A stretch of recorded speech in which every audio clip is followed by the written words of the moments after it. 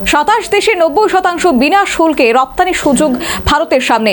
ঐতিহাসিক চুক্তি সম্পূর্ণ করে উচ্ছ্বসিত মোদি উর্সুলা। আমেরিকার প্রেসিডেন্ট ডোনাল্ড ট্রাম্পের শাসনকে হাওয়ায় উড়িয়ে মঙ্গলে স্বাক্ষরিত হলো ভারত ও ইউরোপিয়ান ইউনিয়নের মধ্যে ঐতিহাসিক চুক্তি।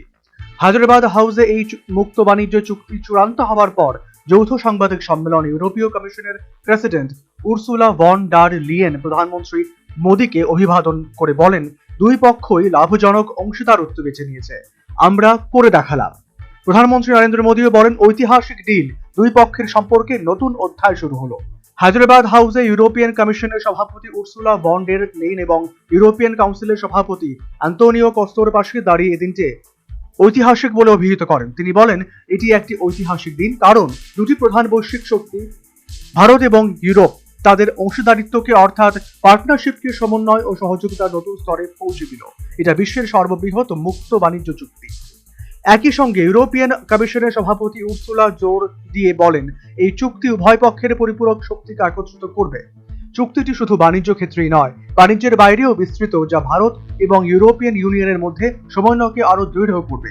তিনি জানান, এই চুক্তির ফলে 4 বিলিয়ন ইউরো ট্যারিফ সাশ্রয় হবে এবং বাণিজ্য ক্ষেত্রে বাড়বে লাভ ও সাপ্লাই চেইন। উর্সুলার মতে, এই চুক্তির ফলে ভারতীয় স্কিলের সঙ্গে মিলবে ইউরোপের প্রযুক্তি, যা বাড়াবে দক্ষতা ও পরিষেবার স্কেল। উদ্ভাবনী শক্তিকেও বৃদ্ধি করব, যা কোনো দেশের একার পক্ষে অর্জন করা সম্ভব নয়। ভারতের উত্থান বিশ্বের জন্য একটি ইতিবাচক অগ্রগতি। ভারতের উত্থান হয়েছে এবং ইউরোপ এতে সত্যিই খুশি, কারণ যখন ভারত সফল হয় তখন বিশ্বে স্থিতিশীলতা ও সমৃদ্ধি আসে, বাড়ে নিরাপত্তা। এই মন্তব্যের সমর্থনে প্রধানমন্ত্রী মোদী বলেন, এটি কেবল একটি বাণিজ্য চুক্তি নয়, এটি সমৃদ্ধির একটি নীল নকশা।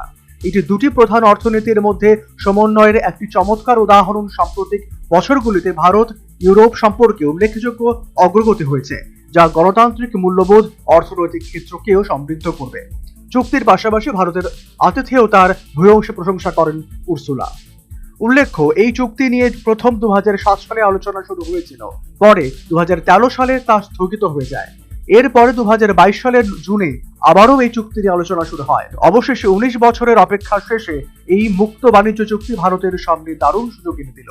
এই চুক্তি ভারতের 140 কোটি মানুষ এবং ইউরোপের দেশগুলির কয়েক কোটি মানুষের জন্য দারুণ লাভজনক। ইউরোপিয়ান ইউনিয়নের সদস্য 27টি দেশের ভারতের 90% পণ্য বিনা শুল্কে রপ্তানির সুযোগ খুলে। আবার ইউরোপের জন্য দেশগুলির থেকেও পণ্য আমদানির ক্ষেত্রে কোনো শুল্ক আরোপ করবে না ভারত।